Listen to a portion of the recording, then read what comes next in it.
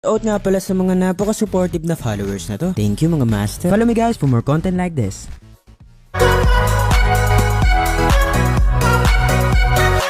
Pumunta yung lalaking ito sa isang computer area ng library para ikabit yung napakalaking keyboard na ginawa niya. Napangiti na nga lang yung mga katabi niyang tao na nandito dahil nga sa napakalaki nito. At makikita mo nga din dito na kaya talaga nitong kumunik sa PC dahil sa nasusundan nito yung maki sa isang keyboard tester. Ito naman yung isang babaeng live streamer yung gumawa ng device na kaya makapaglaro ng video games sa pamamagitan lang ng kanyang isip. At nakaka-fascinate lang na panoorin itong mga master dahil nga sa napaka-proficient ng kanyang gameplay na parang naglalaro na lang din siya sa pamamagitan nga ng mouse at keyboard. Sinubukan naman na videohan ng mga kaibigan ng lalaking ito yung isang ATM machine na kayang ipakita kung sino yung may pinakamalaki yung balance sa kanilang savings account. At dahil nga dito ay na-humbled siya ng mabilisan. Napakadami talaga mga bagay yung nakukuhaan ng video ng mga tao sa iba't ibang panig ng mundo. At yung isa na nga dito ay itong video na nagpapakita ng appearance ng mag-asawang ito sa isang TV program. Sinasabi kasing merong isang doktor yung unexpected na napanood yung mag-asawang ito sa isang telebisyon. At nakita niya na yung leeg ng babaeng ito ay merong bukol. Kaya dali-dali niyang hinanap yung contact information ng mag-asawang ito. At dahil nga dito ay nagawang maoperahan ng doktor yung nakatagong thyroid cancer ng babae. Speaking of footage mga master, ito yung video yung nagpapakita ng isang raccoon na naglalakad vertically. Nakuhaan din ng video ng lalaking ito yung dalawang raccoon na naglalakad sa kanyang bakuran. Kaya naisipan ng raccoon na ito na huminto sa paggalaw para hindi sila makita. Ayon sa pag-aaral ay yung mga species na ito ay napakatalino at merong magandang memorya na kaya makapag-solve ng iba't ibang problema. Pero dahil nga sa kanilang personality ay ina-advise ng mga eksperto na layuan yung mga species na ito dahil nga sa meron silang mahahabang kuko na maaaring maging threat sa ating mga tao. Ayon sa statistics na ginawa ng mga eksperto ay marami mga tao ay nakaka-encounter ng aggressive na hayop sa iba't ibang panig ng mundo yung nagiging dahilan ng isang fatal accident o injury. At makikita mo nga sa videong ito yung isang bata na nilapitan ng isang napakalaking oso sa kalsada. Buti na nga lang ay merong lumapit na lalaki na alam kung paano takutin yung napaka-savage at aggressive na hayop na ito. Ayon sa pag-aaral ay mas marami pa din mga tao ay nawawalan ng buhay o lubhang nasusugatan dahil sa mga baka kaysa sa mga pating. Sinasabing marami mga movies yung nagpo-portray sa mga species na ito bilang isang napakadelikadong hayop sa karagatan. Pero sa katotohanan ay yung mga pating ay kinakain lamang ng mga killer whale kapag nakikita nila ito. Sinasabing kapag yung mga pating ay nalilito o naku-curious ay maaari silang umatake ng tao. At kapag nga inatake ka ng mga species na ito ay paniguradong matatanggal ang kanilang limbs o parte ng katawan sa isang kagat lang. Nakuha ng groundhog na ito yung pananim ng lalaki at pumupunta sa harap ng security camera para doon kainin. Nagtawag pa nga siya ng isa pang kasama para mas inisin pa yung lalaking may-ari nga ng pananim na ito. Dahil naman sa sobrang init ng panahon ay naisipan naman ng lalaking ito na mag-install ng water fountain para sa mga hayop na dadaan dito. At makikita mo nga sa videong ito na sobrang dami mga species ng hayop yung gumagamit ito para nga magpalamig ng kanilang katawan. Sinubukan naman ng mga scientist na ito na maglagay ng isang mukhang realistic na laro ang unggoy sa kulungan ng mga langur monkeys para malaman nila kung paano sila magre-react. Sinasabing sa ilang minuto lang ay naging pamilyar na agad yung mga unggoy na nandito. At makikita mo din na yung isang nanay na unggoy ay sinubukang i-babysit yung laruan. Ngunit nahulog ito sa taas ng puno. Dahil dito ay agaran itong kinuha ng nanay para i-check kung buhay pa ito. At marami sa mga langur monkeys na kasama dito yung nagtipon-tipon at nagpakita ng emosyon ng pag-aalala at lungkot nung nalaman nilang hindi na gumagalaw yung laruan. At makikita mo nga din dito na nagyayakapan at naghahawak-hawak sila para magpakita ng pakikiramay. Dahil nga sa research na ito ng mga scientists ay masasabi natin yung mga hayop, especially yung mga primate o unggoy, ay kayang magpakita ng human-like emotions kagaya nga ng empathy. Ito naman yung video na nagpapakita kung paano tumatalon sa napakataas sa bundok yung mga baby ng barnacle gosling. Sinasabing yung dahilan kung bakit tumatalon sa napakataas sa bundok yung mga sisiw na ito ay para mapuntahan at makita yung mga magulang nila sa ibaba nga ng bundok. Ayon kasi sa pag-aaral ay yung mga barnacle gosling ay kadalasang gumagawa ng mga pugad nila sa napakataas sa bundok para hindi ito mapuntahan ng mga delikadong land predator. At sa loob lamang ng 24 hours pagkatapos lumabas yung kanilang mga sisiw sa itlog, ay kinakailangan na ng mga sisiw na ito na sundan yung kanilang mga magulang para makapunta sa lugar na mayroon tubig at damo. At kung hindi nga nila magagawa ito, ay maaari silang mamatay sa gutom at uhaw. Napakarami talaga mga unusual o kakaibang behavior yung ipinapakita ng mga hayop, especially kung kinakailangan nilang makahanap ng mate o partner. At yung isa nga si species ng hayop yung nagpapakita ng kakaibang behavior kapag naghahanap ng kanilang partner, ay itong mga black sea canvas. Sinasabing yung mga ibon na ito ay kaya makapag-morph sa itsura na hindi mukhang ibon ibon para makapang-attract ng isang babaeng kauri nila. Pero bago nila simulan yung pang-attract ng mate o partner, kinakailangan muna ng lalaking Black Sickle Bill na linisin yung stage kung saan siya magpe-perform. Napag-alaman kasing gusto ng mga babaeng kauri nila na malinis yung lugar kung nasaan yung lalaki. At kapag may dumating ng babaeng kauri niya, kinakailangan niya magbaw sa harap nito at gawing kulay dilaw yung kanyang mga mata. At pagkatapos ay magpe-perform siya sa harap nito sa pamamagitan ng pagsayaw. Nakakatuwa lang yung isipin mga master na yung ganitong klaseng behavior